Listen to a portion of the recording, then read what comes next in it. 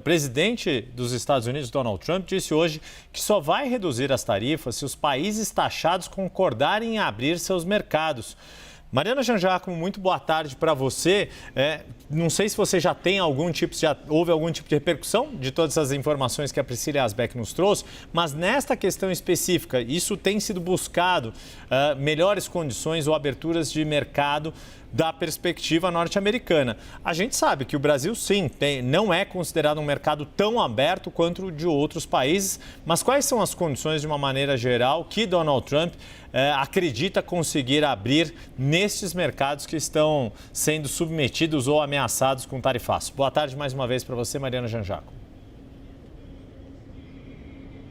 Oi, Yuri, Débora, Priscila, boa tarde a todos. Olha, às vezes fica até difícil entender exatamente o que Donald Trump quer, né? Porque as negociações mudam muito de país para país. Veja só, ontem os representantes das Filipinas estiveram aqui e conseguiram um acordo comercial que baixou de 20% para 19% as tarifas de importação aqui impostas pelos Estados Unidos e uma abertura também do mercado para produtos americanos. Veja só, né? Caiu 1 ponto. Então, percentual de 20% para 19%. Agora, Trump também anunciou ao mesmo tempo um acordo comercial com o Japão, aí sim, caindo de 25%, que era foi a ameaça feita na carta para o primeiro-ministro japonês, de 25% para 15%. Então, aí sim a gente viu uma diminuição importante para os japoneses, porque vale também para peças de carros, para automóveis. Então, isso é importante, já que alguns países têm tarifas de 25% nesse setor. Então, o Japão acaba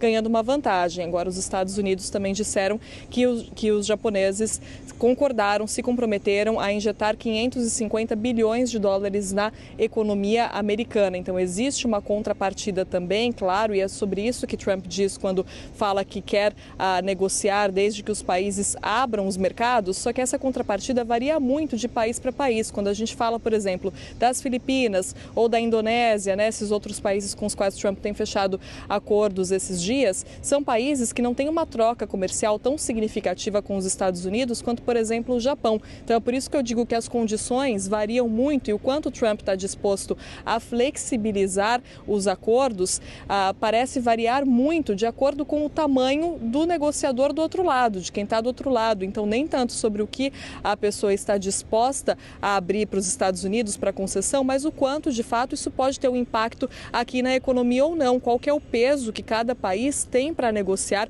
com os Estados Unidos. É isso que acaba pesando no final das contas, é isso que acaba fazendo a diferença na disposição de Donald Trump para negociar. É isso que a gente tem visto nos últimos dias, Por isso que a gente vê alguns países fechando acordos que não mudam praticamente nada a situação e outros, de fato, conseguindo ali uma mudança significativa. Agora, como eu disse, é muito difícil às vezes a gente saber exatamente o que Donald Trump quer, o que está na mesa de negociações de fato, Essa é uma dificuldade que as pessoas têm, até porque essas negociações comerciais normalmente não acontecem da forma como o Trump está conduzindo agora. Normalmente são negociações que demoram anos para serem feitas, não é coisa assim de semanas ou meses com tanta gente como o Donald Trump quer fazer. Então, a forma de fazer esses acordos comerciais realmente está mudando agora com o Donald Trump. É difícil saber exatamente o que ele quer e, no fim das contas, a única certeza que os países têm de vantagem para vir negociar é o quanto a economia americana precisa deles. É o quanto a economia americana sofreria de fato com as tarifas sobre produtos importados de cada país. No fim das contas, essa é a arma, entre aspas, digamos assim, concreta que os países têm para usar nessas negociações, Essa é a moeda de troca, é o que a gente tem visto por aqui, mas, como eu disse, muitas vezes é difícil saber exatamente o que Donald Trump quer com cada negociação. Yuri e Débora.